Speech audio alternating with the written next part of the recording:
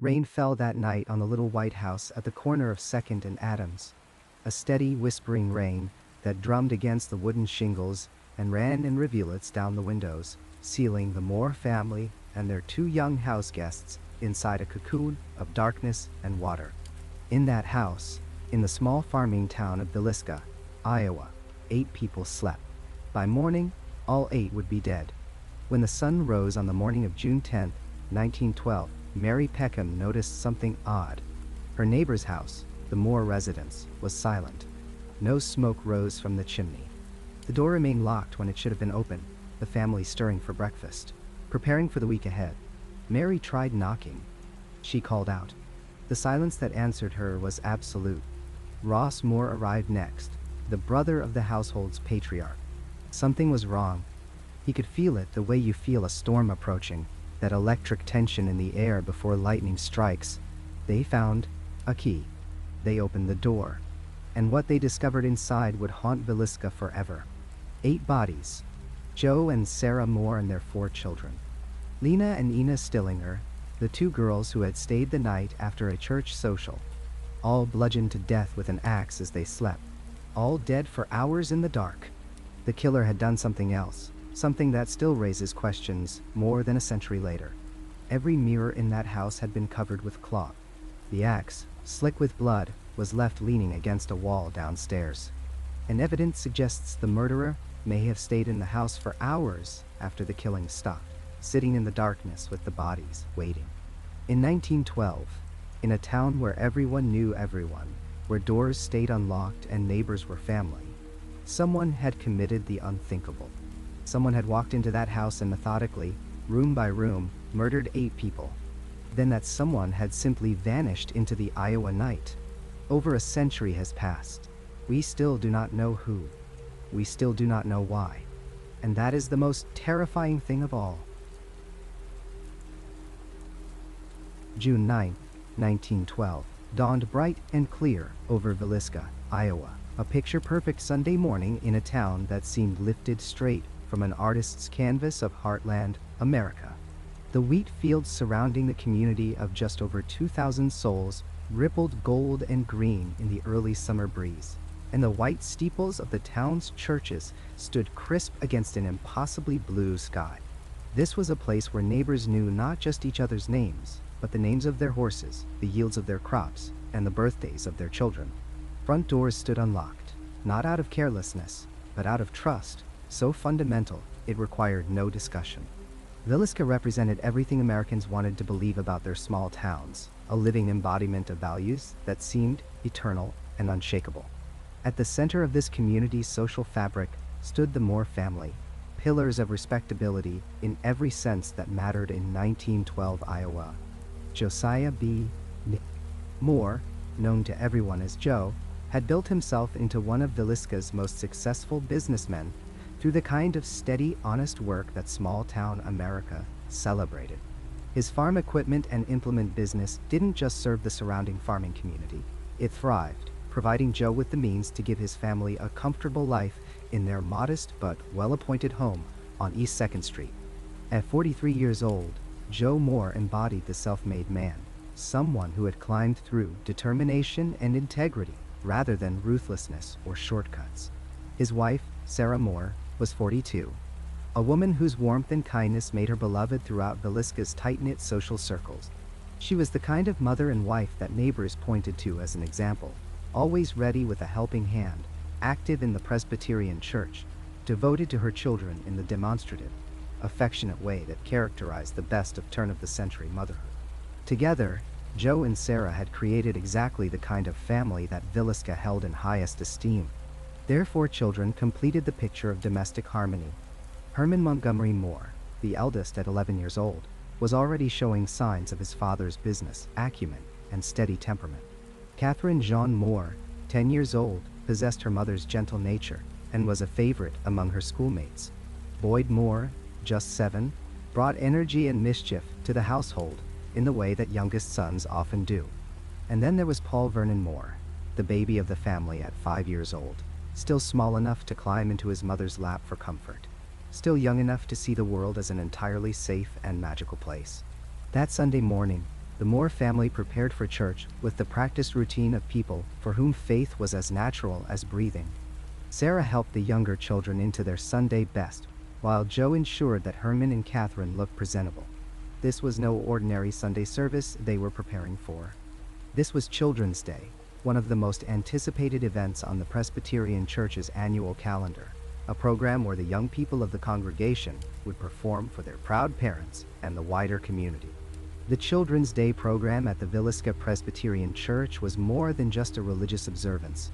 It was a celebration of innocence itself, a showcase of everything pure and hopeful about childhood in small-town America. Children recited verses they had memorized with painstaking care, their voices sometimes trembling with nervousness, their faces shining with the desire to make their parents proud. They sang hymns in their high, clear voices, performed little skits about biblical stories, and demonstrated for all assembled just how well they were being raised in the ways of faith and virtue. Catherine and Boyd Moore were both participating in the program, and Sarah had spent weeks helping them prepare. The anticipation in the Moore household that morning carried the sweet tension of any important family event, the children excited and a bit nervous, the parents supportive and encouraging. Everything about that morning was achingly, perfectly normal. Among the crowd gathering at the church that morning were Ina and Lena Stillinger, two sisters who were friends with the Moore children. Ina was 8 years old, and Lena was 12, girls from another respectable Villisca family who lived just a few blocks away on North 4th Street. The Stillinger sisters had come to see the Children's Day program, to support their friends and enjoy the communal celebration that such events provided in a town where entertainment options were limited and social gatherings were treasured. The program began in the late afternoon, as was traditional, giving families time to complete their morning chores and arrive at the church in their finest clothes.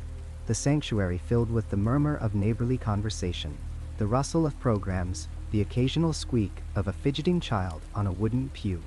Sunlight streamed through the windows, illuminating dust motes that drifted lazily through the air. The atmosphere was one of contentment, of a community gathered in shared purpose and values. Catherine and Boyd performed beautifully, and Sarah Moore's heart swelled with maternal pride as she watched them. Joe sat beside her, nodding approvingly at his children's presentations. Around them, neighbors smiled and whispered compliments. This was the Moore family at the height of their standing in the community, respected, admired, the embodiment of everything right and good about Villisca. As the program concluded and families began to disperse into the warm evening, Catherine Moore made a request of her mother. Her friends Ina and Lena Stillinger wanted to know if they could spend the night at the Moore house. Such requests were commonplace in Villisca, where sleepovers between friends were considered wholesome fun and an opportunity for children to build the bonds of friendship that would last a lifetime. Sarah readily agreed, and the Stillinger girls practically glowed with excitement at the prospect. The group walked together back to the Moore house as twilight began to settle over Villisca. The walk was short, just a few blocks through streets where every house was familiar, every face that might appear at a window was known. Joe Moore walked with his characteristic confident stride.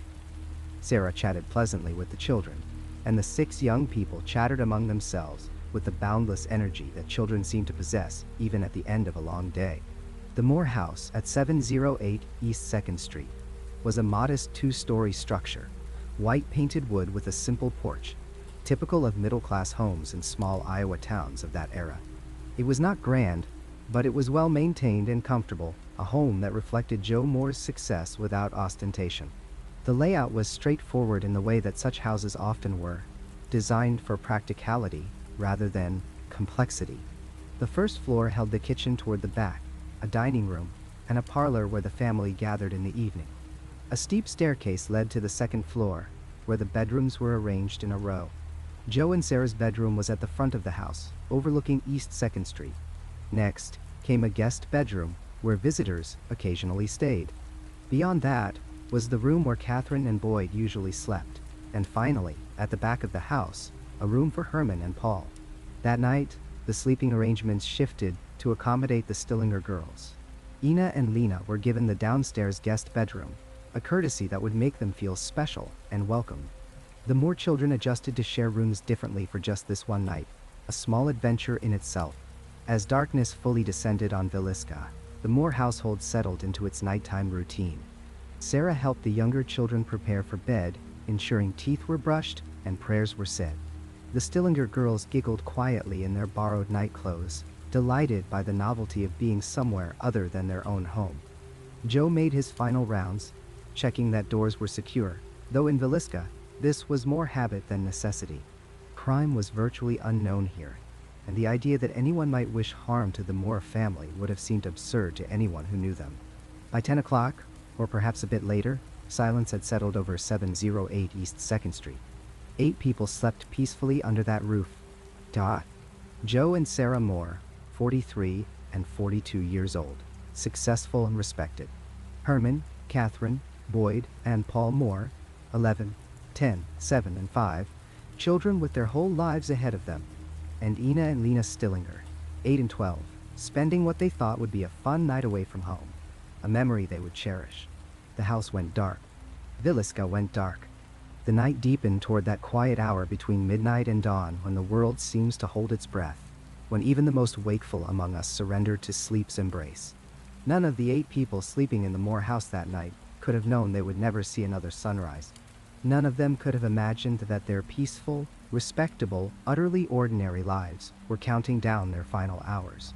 The contrast between the wholesomeness of their last day, the innocence of Children's Day at church, the simple joy of a sleepover between friends, and what was about to occur would become almost unbearable to contemplate. This was Norman Rockwell's America, captured in a single Iowa town, in a single respected family, on a single perfect June day.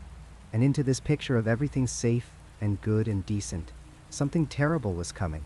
Something that would shatter not just 8 lives, but an entire community's sense of security. Something that would prove that no place was truly safe, no door truly secure, and no amount of respectability or goodness could guarantee protection from the darkness that sometimes walks among us. The clock ticked toward midnight, and then past it, into June 10th, 1912.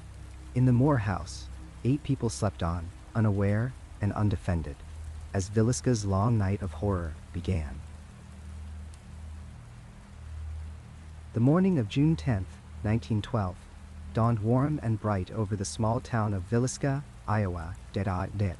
Mary Peckham had risen early, as was her custom, and as she went about her morning chores, she found herself glancing repeatedly toward the Moore house next door. Something felt wrong, though she could not quite articulate what troubled her. The Moores were early risers, particularly on a weekday. Josiah Moore, a well-respected businessman in the community, was known for his punctuality and rigid adherence to routine. By 7 in the morning, he would typically be moving about the house, preparing for another day at his implement store. Sarah, his wife, would have the kitchen stove lit, preparing breakfast for their 4 children.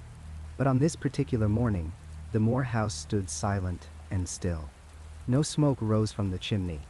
No sounds of activity drifted through the windows. The curtains remained drawn against the daylight, as if the family inside had simply decided to shut out the world. Mary tried to dismiss her unease. Perhaps they were simply sleeping late after the Children's Day program at the Presbyterian Church the previous evening. The entire family had attended, along with house guests Lena and Ina Stillinger, 2 young sisters who had been invited to spend the night. It had been a lovely program, filled with music and recitations. Perhaps everyone had simply stayed up late talking and laughing, and now they were enjoying a rare morning of rest. But as the minutes ticked past, and the silence from the Moore house continued, Mary's concern deepened into genuine worry. By 8 o'clock in the morning, she could no longer ignore the gnawing sensation in her chest. She walked to the back door of the Moore house and knocked, softly at first, then with increasing urgency. No one answered. She called out, her voice sounding thin and uncertain in the morning air. Still, nothing. Mary reached for the doorknob, half expecting it to be locked. To her surprise, it turned easily in her hand. The door swung open, revealing the darkness within.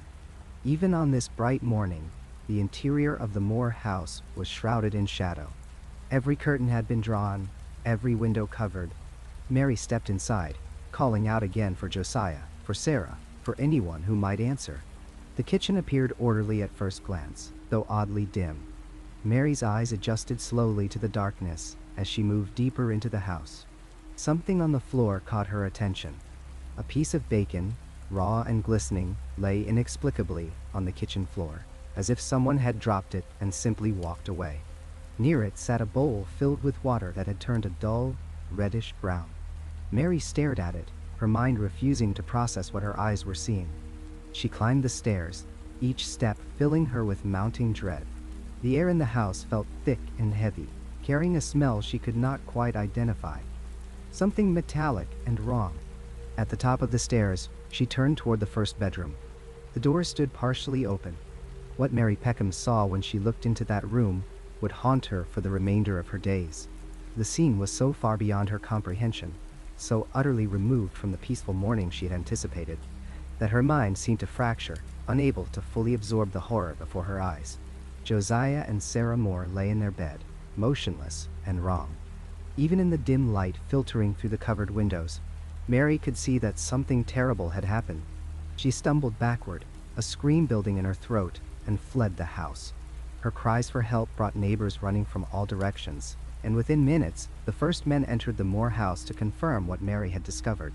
What they found inside would become one of the most horrifying crime scenes in American history. 8 people, an entire family, and their 2 young guests had been murdered in their beds. The methodical brutality of the killings defied comprehension. In the master bedroom, Josiah and Sarah Moore had been struck with such savage force that their faces were rendered unrecognizable. The killer had used the blunt side of an axe, bringing it down again and again with crushing violence.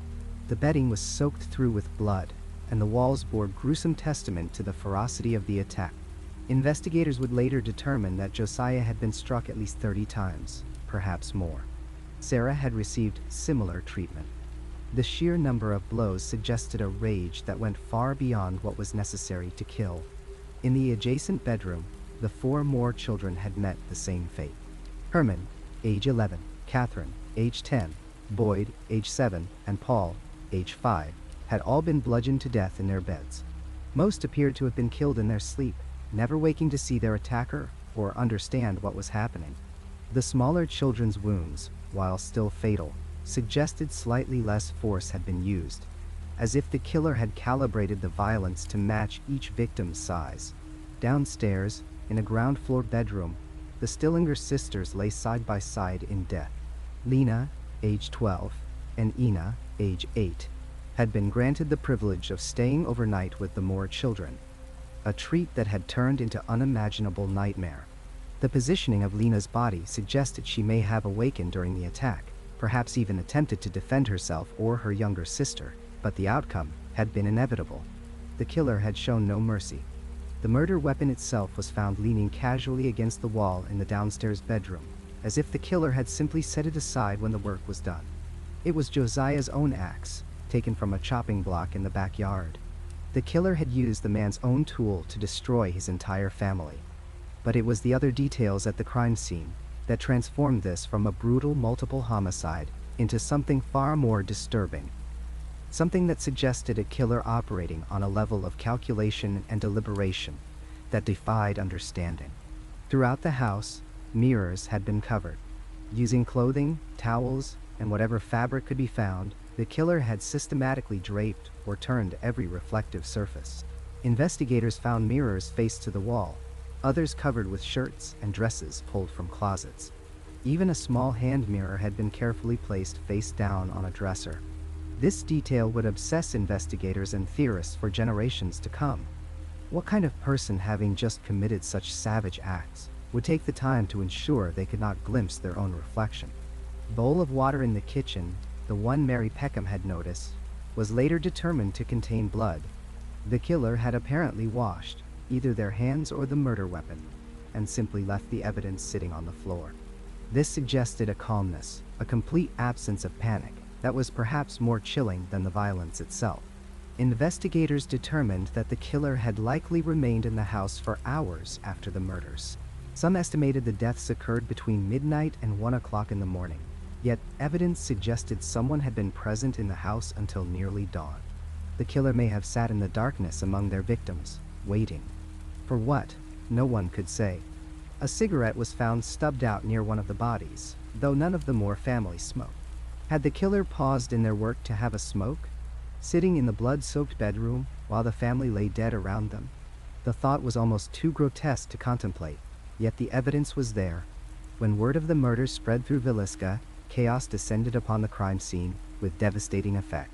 In those early hours before anyone understood the magnitude of what had occurred or the importance of preserving evidence, townspeople flooded into the Moore house.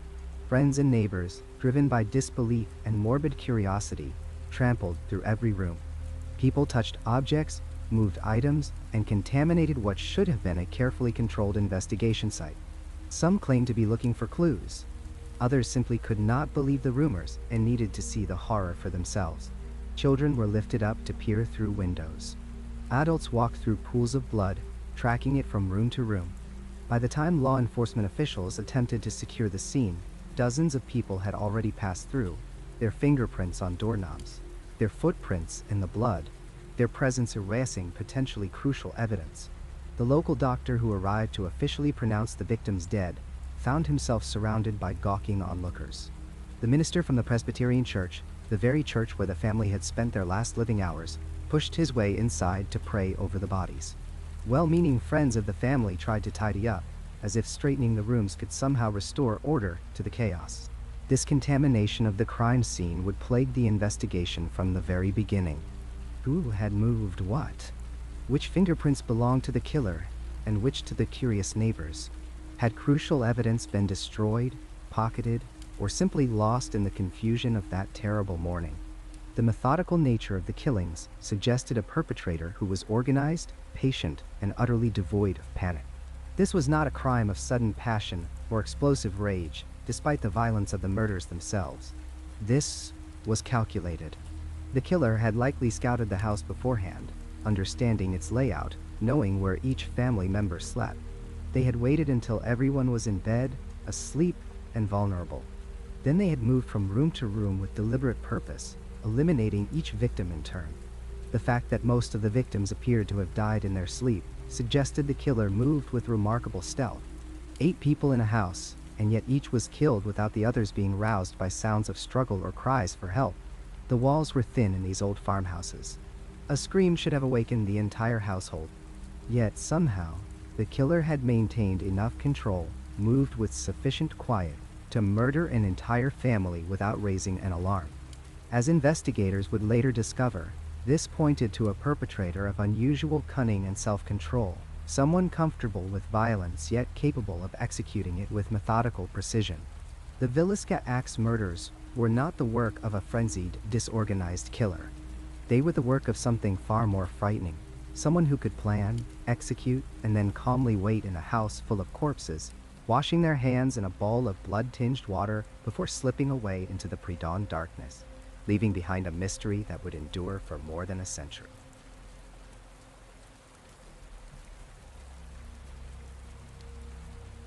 The morning after 8 bodies were discovered in the Stillinger home, while the town of Villisca still reeled in collective shock and horror, a traveling minister quietly slipped out of town on the earliest train, heading east. His name was Reverend George Kelly, and his sudden departure would mark the beginning of one of the most compelling and controversial chapters in the entire investigation. Kelly had been in Villisca that fateful Sunday, attending the very Children's Day service where the Moore family and the Stillinger girls had performed their simple recitations and songs. Multiple witnesses would later recall seeing him there, seated among the congregation, watching the children with what some described as unusual intensity. He was not unknown to the community. The Reverend was an itinerant preacher of the English Evangelical Church, a man who traveled from town to town across Iowa and beyond, delivering sermons and conducting revival meetings. But there was something about George Kelly that made people uncomfortable, something they could not quite articulate at first, but would later describe in vivid, disturbing detail. Kelly's hasty departure on that Monday morning, June 10, 1912, struck many as suspicious from the very beginning. He had taken the 5:45 morning train to Macedonia, Iowa, without saying goodbye to anyone, without offering any explanation for his sudden need to leave. In the days that followed, as news of the murders spread across the region and the investigation began in earnest, people who had seen Kelly at the church service started to come forward. They spoke of his peculiar behavior, the way his eyes seemed to follow the children, particularly the two Stillinger girls, Lena and Ina May. Some remembered him asking questions about where certain families lived, showing what seemed like excessive interest in the residential arrangements of Villisca's inhabitants. But it was not just Kelly's presence at the church, or his abrupt departure, that drew the attention of investigators. The Reverend had a history, a dark pattern of behavior that made him a natural suspect in a crime of this nature. Over the years, multiple complaints had been filed against George Kelly for what authorities termed sexual deviance toward children. In an era when such matters were often handled quietly, swept under carpets and hidden behind closed doors out of shame and social convention, the fact that Kelly's proclivities had become part of any official record at all suggested that his behavior had been egregious enough to overcome Victorian sensibilities about discussing such unpleasant matters. Witnesses from various towns where Kelly had preached came forward with disturbing accounts. In some communities, parents had forbidden their children from being alone with the traveling minister. There were whispers of inappropriate touching, of strange comments, of a man whose interest in young girls crossed boundaries that even the most naive observer could not ignore. The pattern was consistent and troubling. Kelly seemed drawn to families with daughters, particularly girls on the cusp of adolescence. Lena Stillinger, at 12 years old, and her younger sister Ina May, at 8, fit precisely within the age range that seemed to attract Kelly's unwanted attention. For years, the investigation floundered as various suspects were pursued and released. But Kelly remained on the periphery, a figure of interest who kept appearing in witness statements and investigative reports. Then, in 1917, 5 years after the murders, George Kelly did something that seemed to confirm the worst suspicions about him. He confessed. The confession came in the office of a lawyer in Iowa, delivered with what witnesses described as an almost manic energy. Kelly claimed that he had indeed committed the murders, describing details about the crime scene that sent chills through everyone who heard them. He spoke of the axe, of the systematic way each victim had been killed, of the positioning of the bodies. Some of these details matched what authorities knew about the crime. Kelly described entering the house under cover of darkness, waiting for the family to fall asleep, then moving through the rooms with murderous purpose. He spoke of the murders as if he had been compelled by forces beyond his control, driven by urges he could neither understand nor resist. But then, almost as quickly as he had confessed, Kelly recanted. He claimed that the confession had been coerced, that he had been confused, that he had not been in his right mind when he made the statements. He insisted that he was innocent, that he had left Villisca that Monday morning simply because his preaching schedule required him to move on to his next engagement. The recantation created a legal and investigative nightmare. Which version of George Kelly's story was the truth? Was he a cunning killer trying to escape justice, or a mentally unstable man who had falsely confessed to a crime he did not commit? The state of Iowa decided to prosecute. In 1917, George Kelly was brought to trial for the murders of the Moore family and the Stillinger girls. The trial became a sensation, drawing crowds from across the region who packed the courtroom to hear testimony about that terrible night and the man accused of perpetrating it. The prosecution built their case on several pillars of evidence. They presented witnesses who had seen Kelly at the Children's Day service, who noted his strange behavior and his interest in the children. They introduced evidence of his history of sexual misconduct, arguing that this established a pattern of deviance that culminated in the Villisca murders. They presented the confession itself, with all its disturbing details, and argued that only the actual killer could have known certain facts about the crime scene. The theory the prosecution advanced was chilling in its logic. They argued that Kelly had become obsessed with the Stillinger girls, particularly young Lena. He had seen them at the church service, followed them home with the Moore family, and watched the house until he was certain everyone was asleep. His motive was sexual in nature, driven by the same deviant compulsions that had marked his behavior in other towns. The prosecution suggested that Kelly had intended to assault Lena Stillinger, but when his plans went awry, or when he was discovered, he had been forced to kill everyone in the house to eliminate witnesses. The savagery of the murders, the overkill evident in the repeated blows to each victim, spoke to a frenzy born of frustrated sexual desire and panicked rage. But the defense mounted a vigorous challenge to this narrative. They argued that Kelly's confession was the product of a diseased mind. that the Reverend suffered from mental illness that made him prone to wild fantasies and false admissions of guilt. They pointed out inconsistencies between Kelly's confession and the actual facts of the crime scene, details that did not quite match up. They brought forward witnesses who testified to Kelly's whereabouts on other parts of that Sunday and Monday, creating what they argued was reasonable doubt about whether he could have committed the crimes. They painted Kelly not as a calculating killer, but as a troubled, mentally unstable man who had become obsessed with the murders and convinced himself that he was responsible. The first trial ended in a hung jury. The 12 men tasked with deciding Kelly's fate could not reach unanimous agreement. Some believed absolutely that Kelly was guilty, that his confession and his history of deviance left no room for doubt. Others were convinced that the evidence was too circumstantial, too dependent on the unreliable confession of a mentally ill man. The hung jury meant that Kelly would have to be tried again, and in 1918 the state brought him back to court. The second trial followed much the same pattern as the first, with the prosecution and defense making their familiar arguments. But this time, the jury reached a verdict. After days of deliberation, they found George Kelly not guilty. The reasonable doubt that the defense had cultivated proved sufficient to secure his acquittal. Kelly was a free man, at least in the eyes of the law.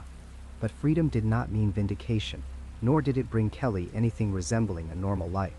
His mental state, already questionable, continued to deteriorate. In the years following his acquittal, Kelly was committed to mental institutions on multiple occasions. He spent time in psychiatric hospitals in Iowa and other states, diagnosed with various forms of mental illness. During these commitments, he would sometimes speak of the Villisca murders, occasionally claiming responsibility, then denying it again. His statements became unreliable, the ravings of a disturbed mind rather than coherent confessions. Throughout the rest of his life, which stretched on for decades after the murders, Kelly maintained his innocence to anyone who would listen during his lucid moments. He insisted that he had been wrongly accused, that he had been persecuted because of his mental illness and his itinerant lifestyle. He claimed that his false confession had been the result of psychological pressure and his own confused mental state. To the day he died, Kelly denied being the Villisca killer. Yet many people, both at the time and in the decades since, have remained convinced that George Kelly was indeed responsible for the 8 murders. The circumstantial evidence, while not sufficient to convict him beyond reasonable doubt in a court of law, paints a troubling picture. His presence at the church service, his sudden departure, his history of sexual misconduct with children, his detailed confession, all of these elements combine to create a portrait of a man who fits the profile of the killer almost perfect. Those who believe in Kelly's guilt argue that he was saved by his own mental illness, that his psychological instability created just enough doubt to prevent conviction while actually being evidence of the diseased mind capable of such atrocity. The theory that Kelly was motivated by sexual obsession with the Stillinger girls makes a certain terrible sense. It explains why the girls were in the Moore home that night, why they became targets. It provides a motive for murders that otherwise seem almost motiveless in their randomness. A sexual predator, frustrated or interrupted in his designs, lashing out with murderous rage. This narrative has a psychological coherence that many find compelling. And yet, the doubt remains. The same doubt that led to Kelly's acquittal continues to haunt the case. Was he truly the killer, or was he simply a mentally ill man in the wrong place at the wrong time, who became obsessed with a notorious crime and convinced himself of his own guilt? The evidence can be read both ways, and the truth, like so many aspects of the Villisca Axe murders, remains frustratingly elusive. George Kelly remains the most persistent suspect in a case full of suspects, a man who confessed but was acquitted, who seemed to fit the profile perfectly but could never quite be proven guilty beyond that critical threshold of reasonable doubt. In the months following the Villisca murders, as Reverend Kelly's name swirled through newspapers and dominated public conversation, another theory was quietly taking shape in the shadows of Iowa's business community. This theory pointed not toward religious mania or random violence, but toward something far more calculated, something rooted in money, jealousy, and the kind of hatred that only former partners can truly cultivate. Frank F. Jones was a name that commanded respect in Villisca and throughout Montgomery County. He owned the John Deere implement store, served on the town council, and held influence that extended into nearly every corner of local commerce. For years, Josiah Moore had worked alongside him as his employee, learning the farm equipment business under Jones's tutelage. But the relationship between mentor and protege had soured dramatically when Moore decided to strike out on his own, opening a competing implement dealership directly across the street from Jones's establishment. The split was not amicable. In the close-knit business world of a small Iowa town, Moore's decision to become a competitor rather than remain a loyal employee felt like betrayal. Jones watched as his former right-hand man wooed away customers, undercut prices, and gradually chipped away at the market share that Jones had spent decades building. What had begun as a professional relationship had devolved into open hostility, with both men speaking bitterly about the other to anyone who would listen. But the business rivalry was only part of the story. Whispers circulated through Villisca's tight social circles about something far more personal, something that transformed mere commercial competition into a grudge that burned with white-hot intensity. According to local gossip, Josiah Moore had engaged in an affair with Frank Jones's wife. The rumors were never confirmed, never brought into the harsh light of public accusation, but they persisted nonetheless, passed along in hushed conversations and knowing glances. Whether the affair actually occurred remains a matter of speculation, but what mattered was that Frank Jones believed it had. Friends and associates noted the depth of his animosity toward Moore, an anger that seemed to go beyond the realm of business disputes. This was personal. This was about humiliation, about betrayal in the most intimate sense, about a wound that no amount of commercial success could heal. In the immediate aftermath of the murders, suspicion naturally fell on various drifters, vagrants, and known criminals who had passed through the area. But as weeks turned into months, private investigators hired by the state began following leads that pointed in a different direction entirely. They became interested in a man named William Mansfield, a drifter and alleged contract killer who moved through the Midwest leaving whispers of violence in his wake. Mansfield was not the type of suspect that fit the popular imagination of a crazed axe murderer. He was methodical, careful, and professional in his approach to violence. According to those who investigated him, he was a man who killed for money, not passion. And in June of 1912, he had been in Iowa. But what truly caught the attention of investigators was another crime, one that had occurred just days before the Villisca murders. In Colorado Springs, Colorado, a family named the Waynes had been slaughtered in their beds. The similarities were impossible to ignore. An axe had been the weapon of choice. The victims had been attacked while they slept. The killer had covered the faces of the dead with cloth. The crime scene showed signs of careful staging, with mirrors covered and curtains drawn.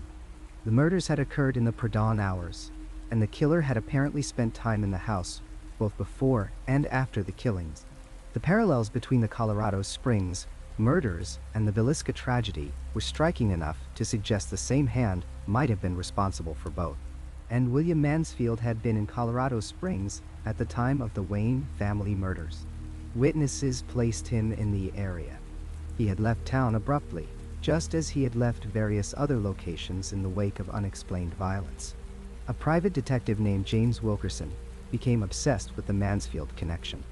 He traced the drifter's movements across multiple states, documenting a pattern of violence that seemed to follow wherever Mansfield went. Wilkerson's investigation uncovered alleged links between Mansfield and several unsolved murders, including cases where the victims had been killed with axes or similar implements. The detective built a timeline that placed Mansfield near Villisca in the days before the Moore family was killed. But the most damning evidence came years later, after Mansfield's wife lay dying. According to Wilkerson and others who claimed to have been present, she made a deathbed confession that implicated her husband in the Villisca murders. She spoke of Mansfield leaving their temporary residence on the night of the killings and returning in the early morning hours with blood-stained clothing. She described his agitated state, his insistence that they leave Iowa immediately, and his warnings that she must never speak of what she knew. The deathbed confession was compelling, but it was also problematic. It came years after the fact, was reported secondhand, and could not be corroborated by physical evidence. Mansfield himself denied any involvement, claiming he had never been to Villisca and knew nothing of the murders beyond what he had read in newspapers.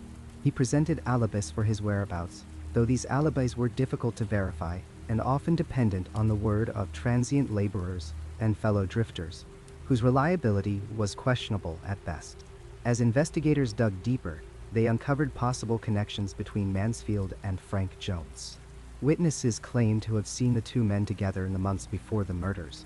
Financial records, fragmentary and incomplete, suggested that Jones may have made payments to Mansfield, though the purpose of these payments could not be definitively established. The theory began to crystallize. Frank Jones, consumed by hatred for his former partner and driven by rumors of an affair, had hired William Mansfield to eliminate the Moore family.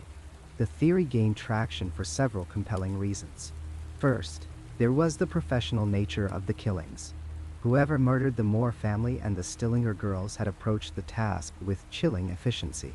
The killer had likely scouted the house beforehand, understanding its layout and the sleeping arrangements. The use of the blunt side of the axe suggested someone who wanted to ensure death, but minimize blood spatter and noise that might alert neighbors. The careful staging of the crime scene, the covered mirrors and shrouded faces, indicated a level of ritualistic behavior that some interpreted as the signature of a professional trying to throw investigators off the scent. Second, the business rivalry provided a clear motive. Murder for financial gain was something juries could understand, something that fit within the framework of conventional criminal investigation. It was easier to accept than theories involving religious mania or random violence.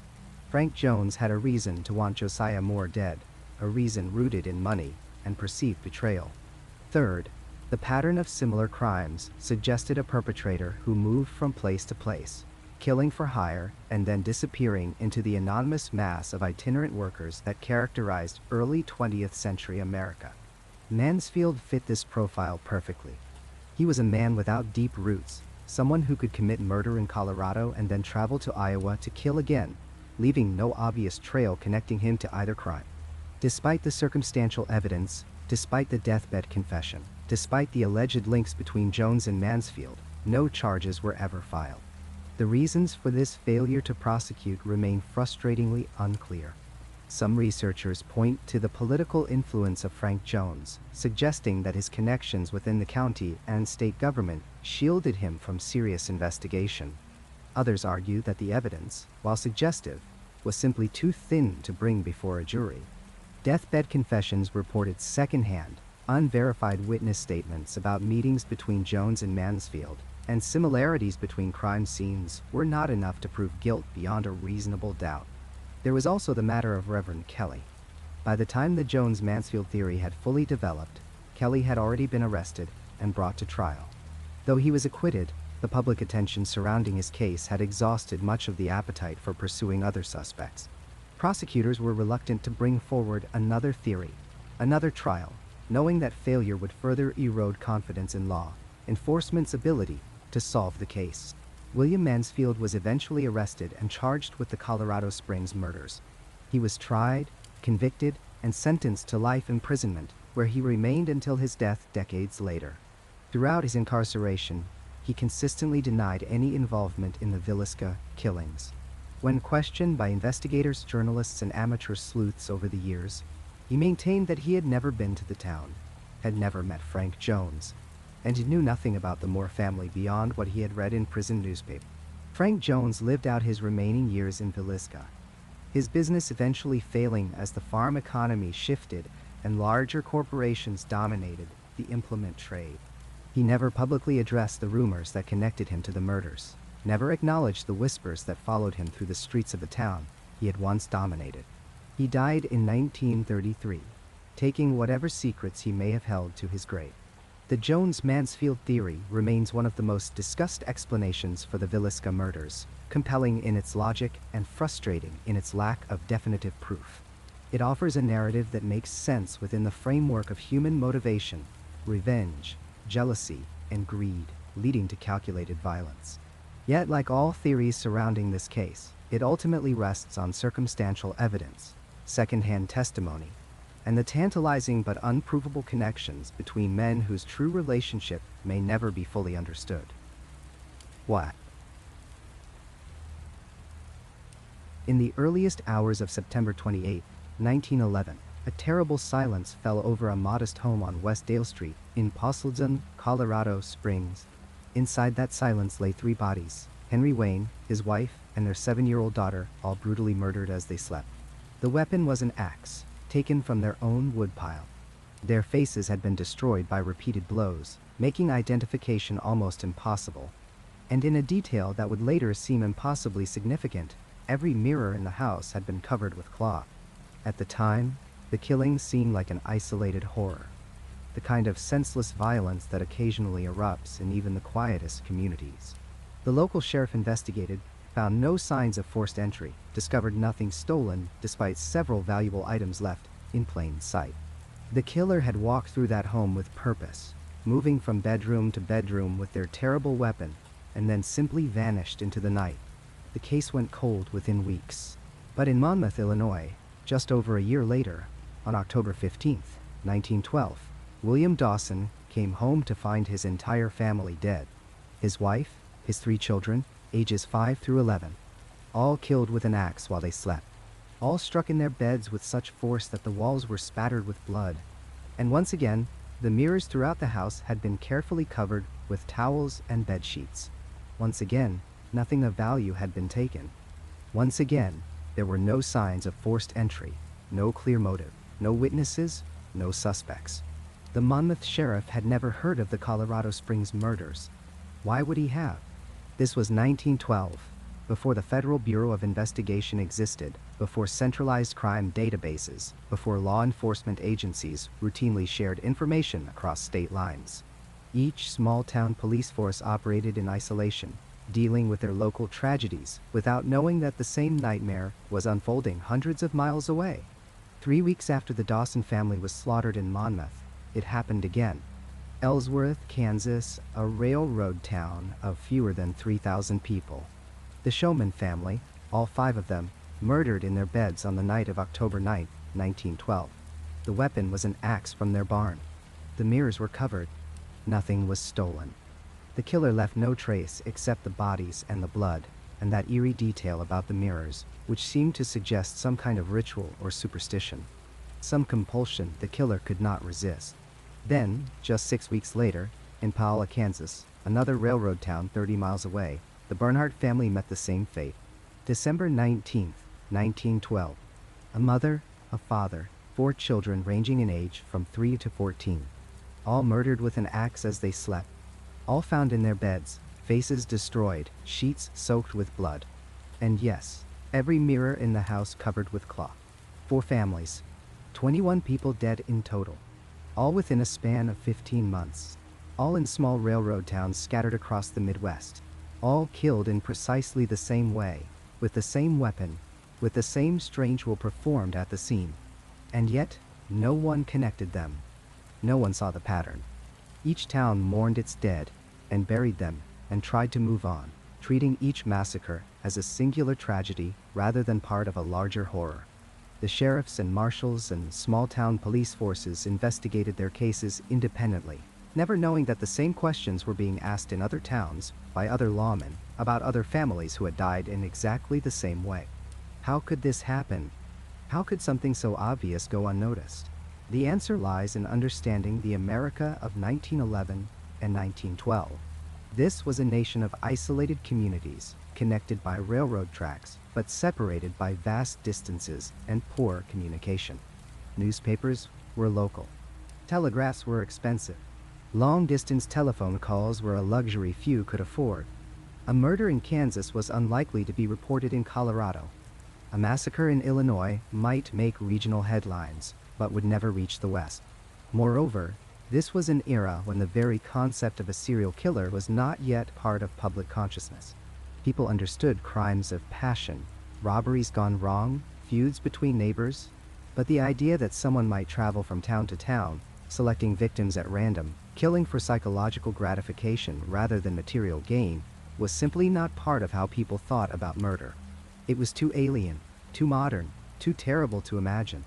And so each community tried to find local explanations. In Colorado Springs, they suspected a vagrant who had been seen near the Wayne home. In Monmouth, they questioned a man who had quarreled with William Dawson over a business deal. In Ellsworth, They arrested and released half a dozen suspects, none of whom could have committed the other murders. In Paola, they eventually concluded it must have been someone with a grudge against the Bernhardt family, specifically, though they could never determine what that grudge might have been or who might have held it. But if you look at these cases together, if you spread them out on a map and trace the railroad lines connecting these towns, a different picture emerges. A picture that suggests not random violence, but careful planning. Not isolated incidents, but a campaign of terror carried out by someone who understood how to use the infrastructure of modern America to enable unthinkable crimes. All 4 towns were connected by major railroad lines. A person could travel from Colorado Springs to Monmouth, from Monmouth to Ellsworth, from Ellsworth to Paola without difficulty or suspicion. Train stations in 1912 were anonymous places where strangers came and went constantly. A man with an axe in his luggage would attract no attention in communities where nearly everyone owned axes, where farmers and laborers routinely traveled with their tools. The timing of the murders suggests someone who planned carefully, who watched and waited and chose their moments with precision. The homes were always isolated enough that screams would not be heard, but not so remote as to seem unusual. The attacks always came in the deepest part of the night, when sleep is heaviest and resistance most difficult. The killer always seemed to know the layout of the house, moving efficiently from room to room, missing no one. And then there is the signature, the one detail that links these crimes more surely than anything else: the covered mirrors. This was not a common practice in 1912. It was not something that would occur to multiple killers independently. It speaks to a specific psychology, a particular obsession or superstition. Some folklorists have noted that covering mirrors is a traditional practice in some cultures when there is death in the house, a way of preventing the deceased soul from being trapped in the glass. Did the killer believe this? Were they performing some twisted ritual, some protective magic to guard against the spirits of those they had murdered? Or was it simpler than that? Was it merely practical? A person could walk past a window at night without much risk of being seen. But a mirror, lit by lamplight or moonlight, could reflect movement, could reveal the killer's face to themselves as they moved through the house. Perhaps the covered mirrors were not mysticism but method, not ritual but calculated precaution. Whatever the reason, it marked these crimes as the work of one mind, one set of hands. The statistical probability of 4 different killers in 4 different towns all choosing to cover mirrors at the scenes of nearly identical crimes is effectively 0. Modern criminal profilers looking back at these cases see clear evidence of a serial killer, possibly one of the earliest documented in American history. The pattern is too consistent, too specific, too controlled to be coincidence. This was someone who had refined their method, who knew what they were doing and had done it before. The question that haunts researchers is not whether these crimes were connected, but how many other connections were never made. How many other families, in how many other small railroad towns, met the same fate? How many other mirrors were covered in houses of the dead? Because here is the truly terrifying truth. We only know about these 4 cases because, years later, a criminologist happened to be researching something else entirely and noticed the similarities in archived newspaper reports. These are the cases that happened to be documented well enough, preserved long enough to be rediscovered and connected decades after the fact. How many more were there that left no trace, or left traces that have since been lost to time?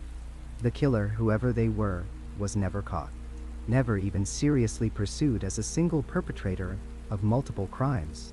They simply stopped, either because they were satisfied, or because they died, or because they moved on to other methods, other towns, other victims whose deaths we have not yet connected to this pattern. The families they destroyed are gone now, not just dead, but forgotten by all but a few historians and true crime researchers. The towns have changed, grown or shrunk, but mostly moved on. If you visit these places today, there are no memorials, no historical markers noting what happened there in 1911 and 1912. The houses, if they still stand, have been rebuilt or renovated, their bloodstains long since painted over, their histories unknown to current residents. But the pattern remains, preserved in old newspaper archives and police reports.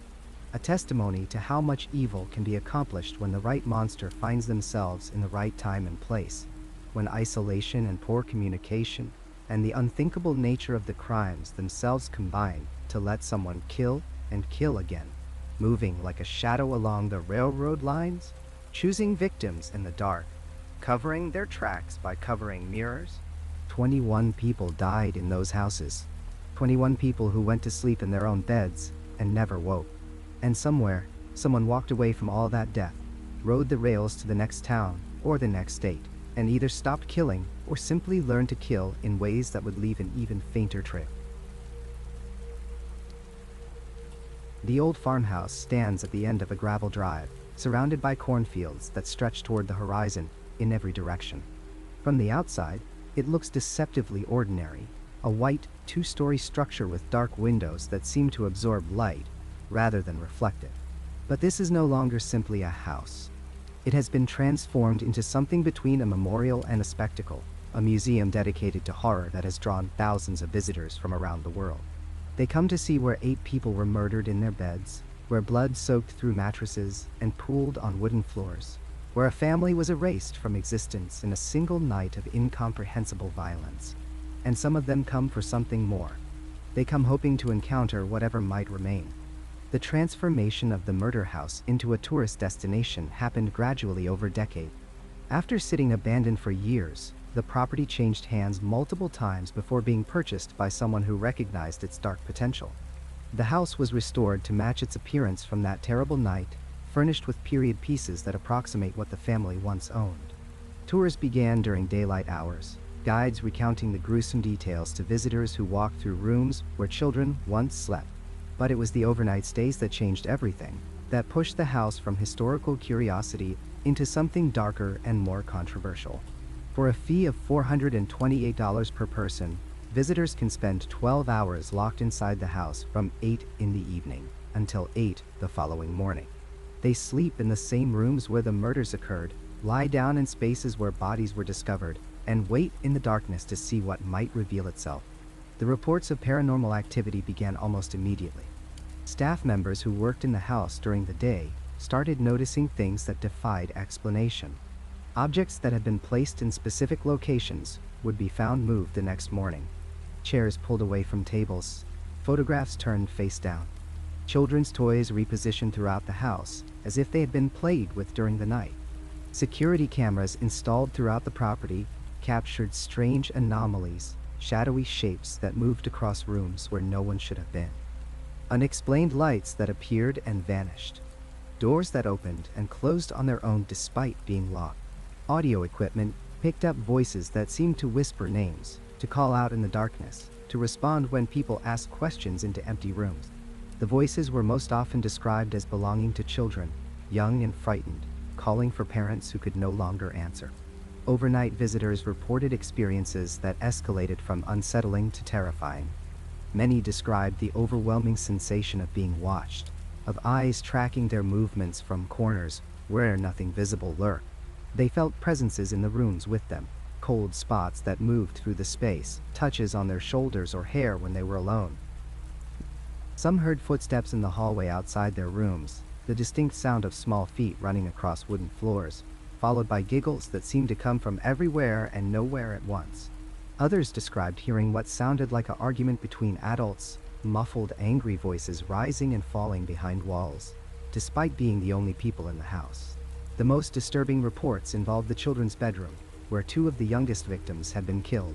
Visitors who attempted to sleep in that room often lasted less than an hour before fleeing to other parts of the house, or demanding to be let out entirely. One woman who stayed overnight in 2016 described waking at approximately 3 in the morning to find a figure standing at the foot of her bed. She initially thought it was another visitor playing a prank, but as her eyes adjusted to the darkness, she realized she could see through the figure to the wall behind it.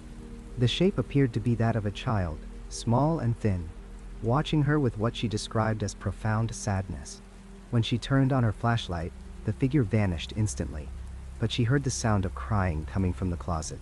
She spent the remainder of the night in the downstairs parlor with the lights on, unable to force herself back into that room.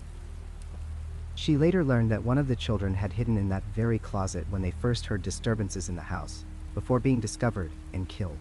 Paranormal investigation teams have descended on the house repeatedly over the years, bringing sophisticated equipment designed to detect and document supernatural phenomena. Electromagnetic field detectors spike without explanation, registering massive fluctuations in areas where no electrical sources exist. Thermal imaging cameras capture cold spots that move with apparent intelligence, seeming to avoid direct confrontation while maintaining a presence in the periphery. Spirit boxes, controversial devices that scan radio frequencies to potentially capture spirit voices, have produced results that investigators describe as remarkably clear and responsive. When asked to identify themselves, the devices have allegedly produced names that match the victims. When asked what happened, the responses have included words like hurt, scared, and help, spoken in voices that sound young and desperate. The most compelling evidence comes from multiple sources capturing the same phenomena independently. During the investigation in 2018, 3 different recording devices placed in separate rooms all captured the sound of a music box playing at exactly 2:43 in the morning. No music box existed in the house. The melody lasted approximately 30 seconds before stopping abruptly, followed by what sounds like a child's laughter. Security footage from that same night shows a rocking chair in the master bedroom beginning to move back and forth, despite no one being present, continuing for nearly 5 minutes before gradually slowing to a stop. These incidents cannot be easily dismissed as equipment malfunction or human interference, as they occurred simultaneously across multiple independent systems. But perhaps the most psychologically disturbing aspect of staying overnight in the house is not the paranormal activity itself, but the knowledge of where you are sleeping. Visitors lie down in beds positioned where bodies once grew cold, stare at ceilings that look down on unimaginable violence, breathe air in rooms where 8 people drew their final breaths. The psychological weight of this reality proves too much for many who attempt the experience. They arrive excited, armed with cameras and voice recorders, eager to document evidence of the supernatural. But as darkness settles over the farmhouse and the isolation becomes absolute, that excitement often transforms into something more primal. The imagination becomes hyperactive in such spaces, turning every creak of old wood into approaching footsteps, every whisper of wind into ghostly voices, every shadow into a lurking presence. The ethics of this dark tourism have sparked intense debate.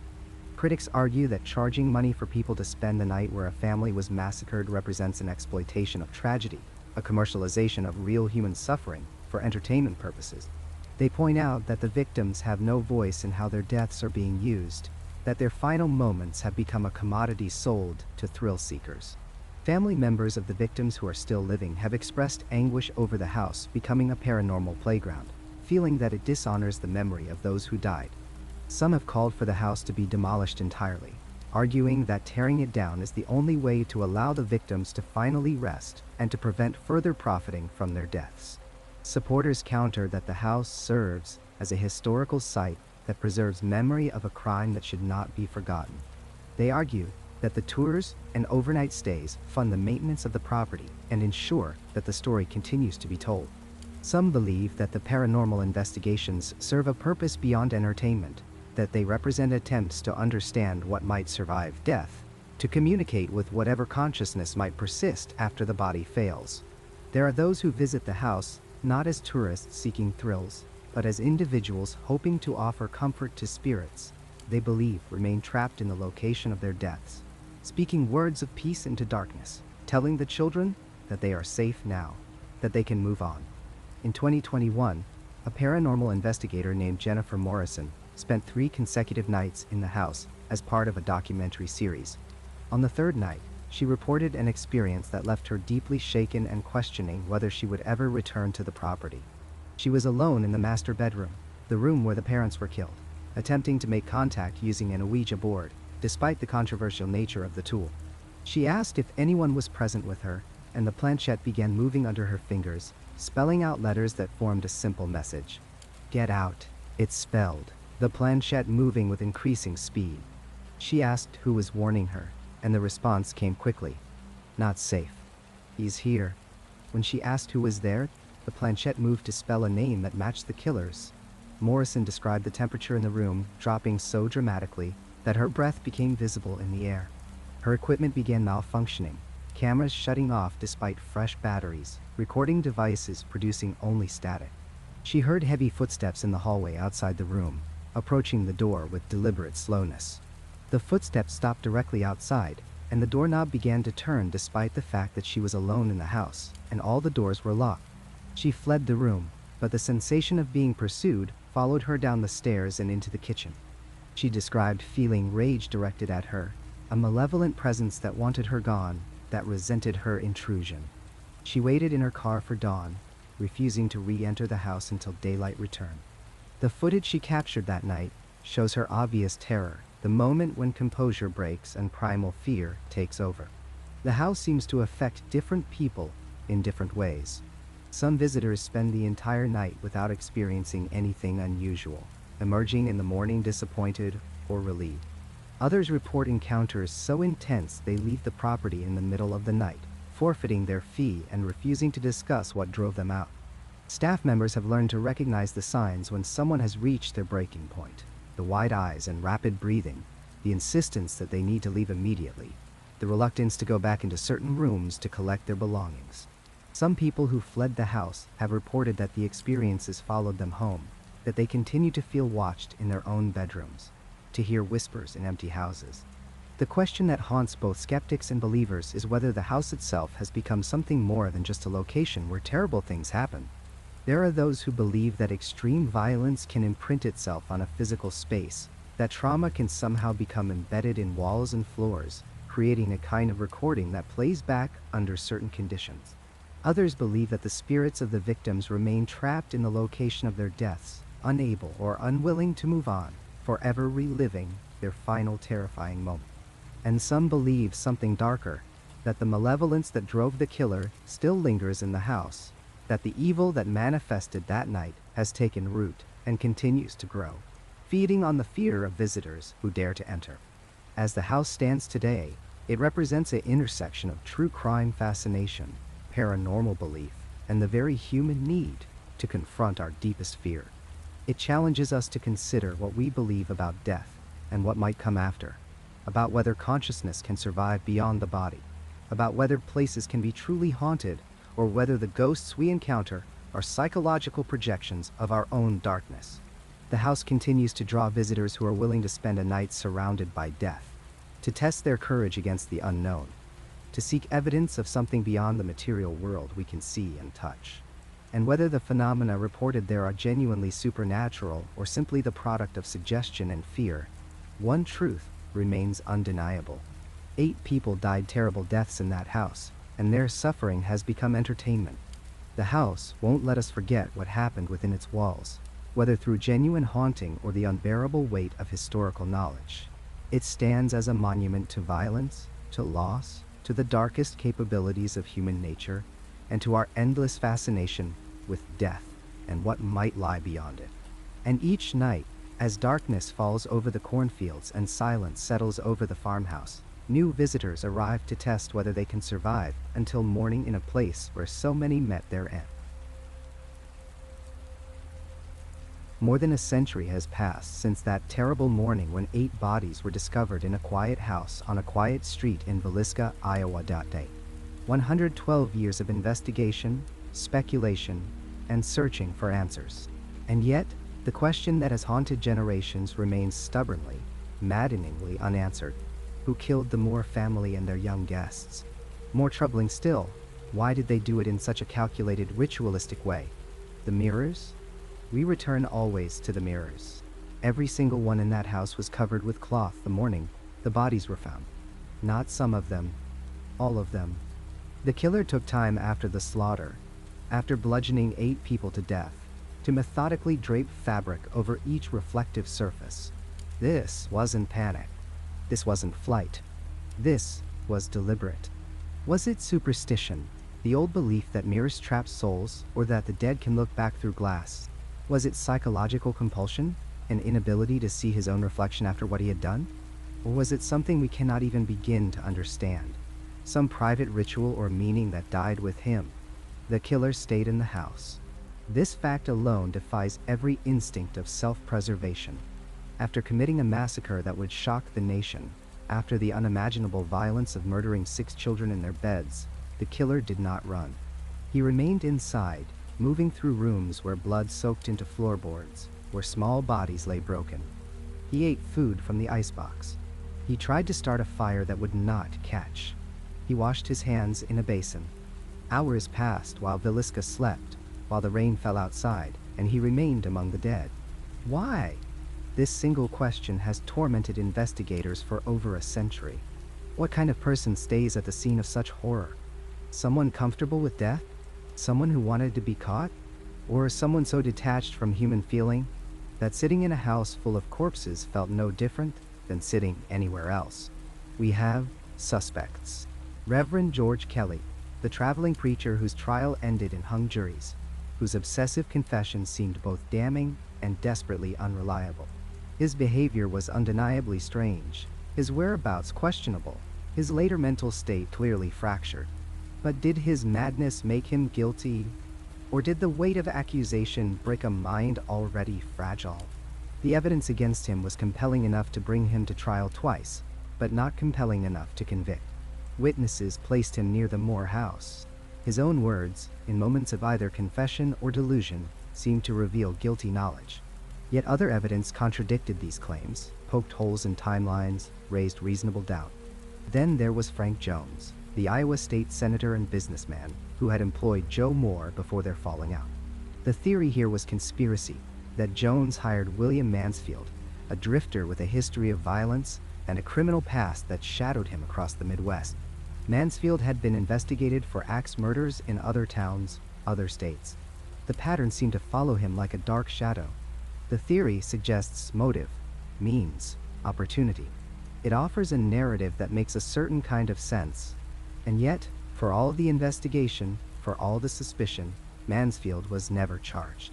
The evidence remained circumstantial, suggestive, but never conclusive. Both theories have their adherents. Both have evidence that seems persuasive until you examine the evidence that contradicts it. And this is where the Villisca case becomes truly maddening. For every piece of evidence that points toward one suspect, there is another piece that points away. For every witness statement that seems to confirm guilt, there is another that provides an alibi. The case is a maze of contradictions, a puzzle with pieces that belong to different pictures. But perhaps the most haunting possibility is the one we can barely stand to consider. That it was neither Kelly nor Mansfield, nor anyone whose name appears in the investigation files. That the killer was someone who passed through Villisca like smoke, unnoticed and unremembered. Someone who attended the Children's Day program at the Presbyterian Church that night and watched the Stillinger girls perform. Someone who followed the families home through the darkness. Someone whose identity has been lost to time completely. What was lost when the crime scene was contaminated? Everything, perhaps. In those crucial first hours, when curious townspeople walked through the murder house, touching doorknobs and moving objects, when souvenirs were taken and evidence was compromised, the chance for justice may have died. Early 20th century forensics had no fingerprint database, no DNA analysis, no luminol to reveal cleaned bloodstains. They had only observation and deduction, and both were fatally compromised by the chaos of that first day. We will never know what crucial evidence was destroyed, what telling detail was obliterated by well-meaning neighbors or morbid curiosity seekers. The house still stands. It has become something between a memorial and a tourist attraction, a place where people come to confront the reality of unsolved horror. The town of Villisca carries this history like a scar. For a small farming community, this case became an identity, wanted or not. It put Villisca on the map in the cruelest possible way. Generations have grown up in the shadow of these murders, this mystery that refuses resolution. Some say the house is haunted.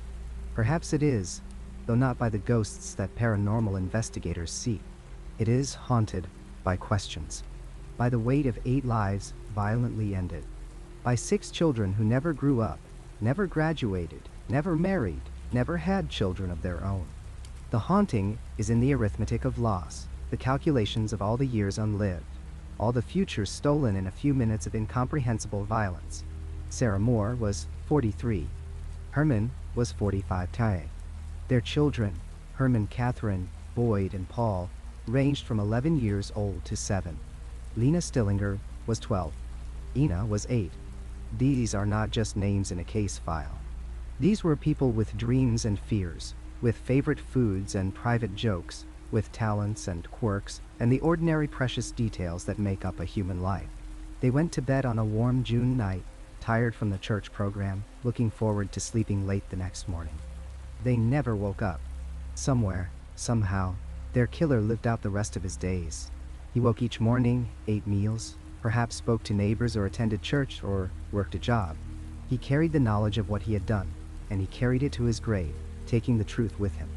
This might be the most disturbing aspect of the entire case. That someone walked among us, undetected and unpunished, bearing the weight of 8 murders as casually as carrying groceries. The rain still falls on the house in Villisca. On summer nights when storms roll across the Iowa prairie, rain patters on the same roof, runs down the same walls.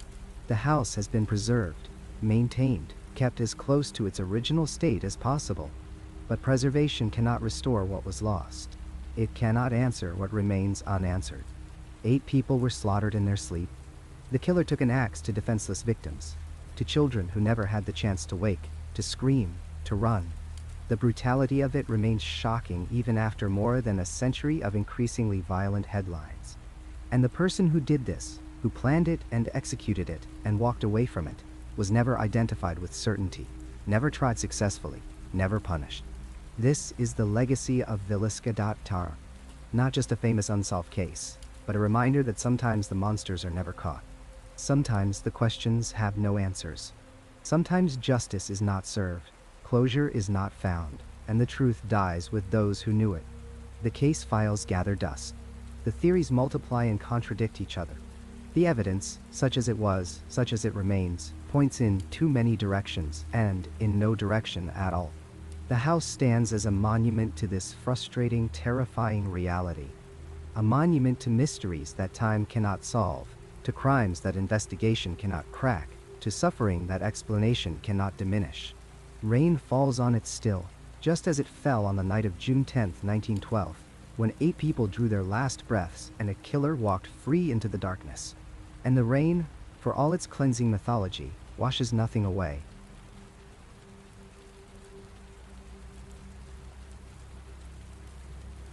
That's where this journey ends for tonight. If you made it all the way here, subscribe and hit the bell for more long-form stories like this. Check out the videos on screen for more right now. Drop your own experiences in the comments below. Thanks for listening, and I'll see you in the next one.